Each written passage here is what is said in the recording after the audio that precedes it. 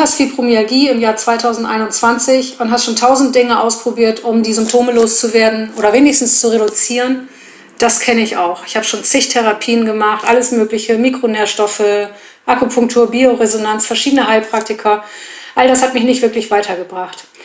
In diesem Video werde ich dir zeigen, womit ich vorangekommen bin und wie auch du Symptome dauerhaft lindern und teils sogar auch heilen kannst, sodass 2021 vielleicht dein Jahr wird.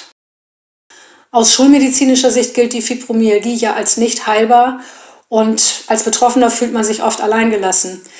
Man hat eigentlich ja nur die Möglichkeit, selbst zu experimentieren, wenn man irgendwas an seinem Zustand ändern möchte. Und das habe ich natürlich auch gemacht. Ich habe viel probiert, viel Geld ausgegeben für Dinge, die dann am Ende nicht funktioniert haben. Aber irgendwann haben sich dann für mich doch Türen geöffnet, die mich vorangebracht haben, die mir geholfen haben. Und davon möchte ich dir heute erzählen, denn vielleicht ist es für dich ein Nutzen und ich kann dir auf diese Weise helfen, Symptome zu lindern oder vielleicht sogar auch ganz loszuwerden. Ja, bei all dem, von dem ich gleich erzählen werde, ist übrigens Eigeninitiative und Eigenverantwortung gefragt. Doch bevor ich jetzt richtig damit anfange, möchte ich noch einmal kurz beschreiben, in welcher Situation ich denn war. Das war vor 10 Jahren. Das war wirklich mein absoluter Tiefpunkt. Ich hatte Ganzkörperschmerzen, alles tat weh. Ich hatte auch mit echt starker Erschöpfung zu tun. Es war eigentlich wie bei einer Grippe, die nicht mehr aufhört. Ohne Fieber vielleicht, so sage ich das ja manchmal, wie eine Grippe ohne Fieber. Also Schmerzen und Erschöpfung. Es reichte eigentlich gerade vom Bett zur Toilette. Und ja, ich musste jeden Tag über meine Kräfte gehen. Ich hatte 2 kleine Kinder und ich war wirklich total am Ende. Ich hatte auch noch viele weitere Symptome neben den Schmerzen und der Erschöpfung, zum Beispiel Reizdarm oder auch Müdigkeit in Verbindung mit massiven Schlafstörungen. Ich habe wirklich alle 2 Stunden wach gelegen und ich konnte dann auch nicht wieder einschlafen, habe oft nächtelang wach gelegen. Das kann ich mir vorstellen, dass das auch einige von euch kennen. Und ich hatte auch mit meiner Konzentration Schwierigkeiten, Erinnerungslücken. Ich konnte mich nicht erinnern, habe ich das jetzt, was war die Antwort oder habe ich das geträumt, habe ich das gesagt? Also das war auch echt extrem. Es gab noch vieles weiteres, zum Beispiel so starke Empfindlichkeiten auf Gerüche, auf Geräusche auch, auf Licht. Und auch auf Berührung, das kennen bestimmt auch viele. Ja, heute ist es so, ich habe noch Beschwerden, aber es gibt auch vieles, was wirklich verschwunden ist. Zum Beispiel die Erschöpfung, auch die Ganzkörperschmerzen. Es ist nicht so, dass ich gar keine Schmerzen mehr habe, aber ich habe nicht diese Ganzkörperbeeinträchtigung und ich habe halt mal regional irgendwo Beschwerden. Hauptsächlich ist es bei mir der untere Rücken oder das Becken und das Gesäß, was mir manchmal noch Probleme macht. Aber auch das wird noch besser werden mit den Maßnahmen, die ich umsetze. Meine Konzentration hat sich deutlich verbessert. Der Schlaf hat sich verbessert. Ich kann jetzt 6 bis 7 Stunden in einem Stück schlafen und ja, da komme ich gut mit zurecht. Ich bin Mitte 50. Ich habe nicht das Gefühl, dass ich mehr schlafen müsste. Im Gegenteil, ich fühle mich morgens wirklich gut. Und ja, mein ganzes Allgemeinbefinden, mein Wohlgefühl hat sich verbessert. Also ich bin einfach in einem besseren Zustand. Nun willst du bestimmt wissen, wie ich das gemacht habe und darauf gehe ich in den nächsten Minuten genauer ein. Es ist jetzt nicht die eine Lösung gewesen, die mich vorangebracht hat, sondern es sind verschiedene Dinge, die mir geholfen haben. Und ich würde mal sagen, es sind 2, 3 Dinge, die wirklich gravierend waren, die schwerwiegend waren, die gewichtig sind. Und dann gibt es aber auch noch eine ganze Reihe an anderen Dingen, die eine Rolle spielen. Aber in diesem Video möchte ich auf diese 3 gewichtigen Dinge eingehen, die entscheidend waren, um aus diesem ganzen Symptomkomplex rauszukommen und ja, ich sag mal, wieder ein erträgliches Leben zu führen. Wenn auch nicht gesund, sondern immer noch chronisch krank, aber mit einer besseren Position. Der erste Punkt ist Ernährung. Ich habe irgendwann rausgefunden, dass einige Symptome, wie zum Beispiel Kopfschmerzen, Schlafstörungen, auch Erschöpfung, mein Reizdarm, dann Ohrgeräusche, ja, was gab's noch? Verstopfte Nase zum Beispiel. Ich weiß jetzt nicht, ob ich schon Schlafstörungen gesagt hatte. All das hing mit dem Essen zusammen oder hängt auch noch immer mit dem Essen zusammen und zwar mit den Kohlenhydraten. Ich ernähre mich seit 9 Jahren kohlenhydratarm und wenn ich mich daran halte, dann habe ich diese Symptome auch nicht, dann sind die wirklich weg. Und ja, ich bin ja auch ausgebildeter Coach in diesem Bereich und ich mache einfach die Erfahrung, dass das auch bei vielen anderen Betroffenen so funktioniert. Ich habe da schon oft diese Ernährungsform begleitet und ich sehe immer wieder, wie stark der Zusammenhang ist zwischen den Kohlenhydraten und den Symptomen, auch bei anderen Betroffenen. Nicht bei allen, das ist richtig, aber bei vielen ist das so. Das große Plus an dieser Sache ist, dass man größtenteils symptomfrei werden kann bei den Dingen, die damit in Zusammenhang stehen. Der Nachteil an der Sache ist, eine strikte, konsequente Umsetzung ist wichtig, ist absolut nötig. Also es ist nicht so ein bisschen Low Carb, wie manche das machen, um abzunehmen, sondern da muss man schon wirklich eine strikte Form finden. Strikt, damit meine ich eine konsequente Umsetzung und natürlich auch, man muss sein Level finden. Da muss man einiges beachten, damit das richtig funktioniert. Und ein weiterer Nachteil ist, der Rest der Welt ist im Prinzip anders und damit muss man irgendwie klarkommen, damit muss man umgehen können, dass man da nun mal anders lebt, um eben diese Beschwerden nicht zu haben. Ja, so viel erstmal zur Ernährung und nun kommen wir zum zweiten gewichtigen Punkt, das ist die Guaifenesin-Therapie. Guaifenesin ist ein medizinischer Wirkstoff, es ist kein Medikament, sondern ein Wirkstoff aus einer Baumrinde.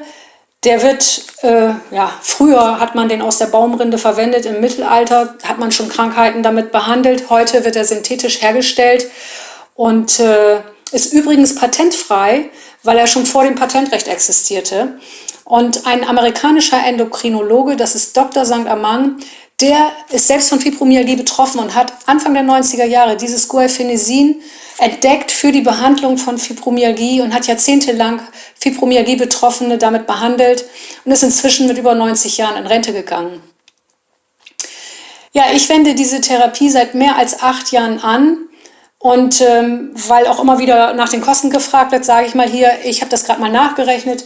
Es kostet mich ungefähr 21 € im Monat. Es ist aber abhängig, die Kosten sind abhängig davon, welche Dosis ich brauche, welche Stärke ich nehme. Und in der Regel kann man sagen, so 20 bis 25 € kostet diese Therapie im Monat. Der Vorteil der Therapie ist, das kehrt wirklich die Fibromyalgie um, wenn sie richtig umgesetzt wird. Das heißt, diese ganzen Einlagerungen, diese ganzen Verhärtungen, die man hat, davon wird man befreit mit dem Guaifenesin. Der Nachteil ist, das Ganze braucht wirklich eine gründliche Vorbereitung. Die Therapie ist komplex und am Anfang scheint einem das auch alles unerreichbar. Es ist wirklich vielleicht am Anfang verwirrend. Also mich hat das am Anfang sehr gefordert, was ja schwierig ist mit Fibromyalgie, da überhaupt noch Energie reinzustecken. Es ist also keine schnelle Sache. Man muss gut vorbereitet sein und vor allem der Effekt kommt auch nicht sofort. Man muss in Jahren denken und man muss sich wirklich mit dieser Therapie gründlich beschäftigen, bevor man damit anfängt. Also es hat schon einige Schnellstarts gegeben von anderen Betroffenen, die sind alle gescheitert. Das hat alles nicht funktioniert.